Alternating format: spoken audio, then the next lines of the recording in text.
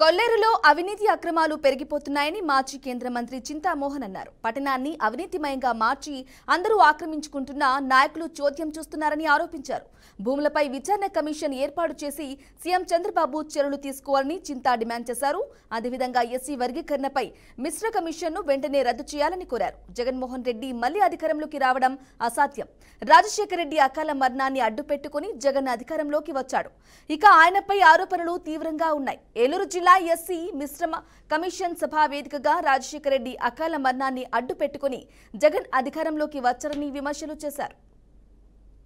Supreme court ఒక judgement ఇచ్చింది. ఆ జడ్జిమెంటులో 7 సభ్యులు ఉన్నారు సుప్రీంకోర్టులో.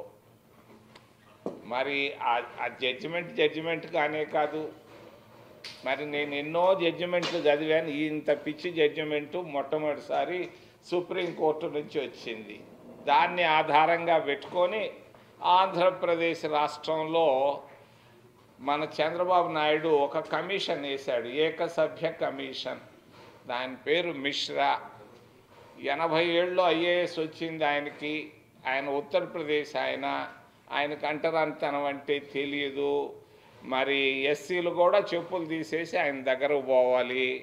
అటువంటి మిశ్రాని వేసి గ్రామాల్లో జిల్లాల్లో తగాదాలు పెడుతూ పోతున్నారు తెలుగుదేశం పార్టీ.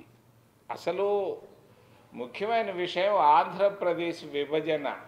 అందరూ కాంగ్రెస్ పార్టీని తిడతారు. అసలు వాస్తవం ఏంటంటే ఈ విభజన, ఆంధ్రప్రదేశ్ రాష్ట్ర విభజన కారణం దళిత విభజన. ఈ ఓట్లు 20% ఓట్లలో కనీసం సగం కొట్టేయాలన్న దురుద్దేశంతో తెలుగుదేశం పార్టీ ఈ మాలా మాదిగలపై మధ్యలో తగాదా పెట్టింది. 93లో కాంశీరామ్ అనేవాడు ఒకడు వచ్చాడు ఆంధ్రప్రదేశ్ రాష్ట్రానికి.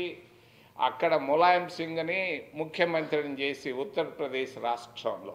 ఈ మధ్య సుప్రీంకోర్టు ఒక జడ్జిమెంట్ ఇచ్చింది. ఆ జడ్జిమెంటులో 7 సభ్యులు ఉన్నారు సుప్రీంకోర్టులో. మరి ఆ జడ్జిమెంట్ ఎస్సీలు బీసీలు కలిసి రాజ్యాధికార దశగా వెళ్ళేటప్పుడు మరి కొందరికి కళ్ళు నొప్పి పుట్టాయి. కొంతమంది కాంగ్రెస్ నాయకులకి, కొంతమంది తెలుగుదేశం నాయకులకి. ఈ మాలా మాదిగల మధ్య చిచ్చు పెట్టి వీళ్ళని 2 చేసేసారు. మరి ఈరోజు ఏంటి వర్గీకరణ? ఈ దేనికి? నర్సులు ఉద్యోగాలు, క్లార్కులు ఉద్యోగాలు, జూనియర్ ఇంజనీర్ల ఉద్యోగాలకి వర్గీకరణ కావాలంటున్నారు. మరి వర్గీకరణ కావాల్సింది ఎక్కడా? ముఖ్యమంత్రులు.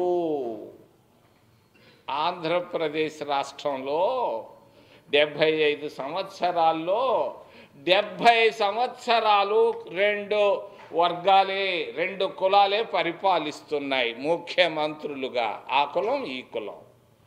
మధ్యలో ఎప్పుడో పివి నరసింహారావు, ఎవరో దామోదరం సంజయ్ వచ్చారు, పక్కన పెట్టేవి వాళ్ళని. మరి ఈ 2 కులాలే పరిపాలిస్తున్నాయి ఆంధ్రప్రదేశ్ రాష్ట్రాన్ని. అక్కడ ఇక్కడ, తెలంగాణలో ఇక్కడ. వర్గీకరణ కావాల్సింది ముఖ్యమంత్రుల పోస్టుల్లో, అంతేగాని క్లార్కులు నర్సుల్లో కాదు వర్గీకరణ.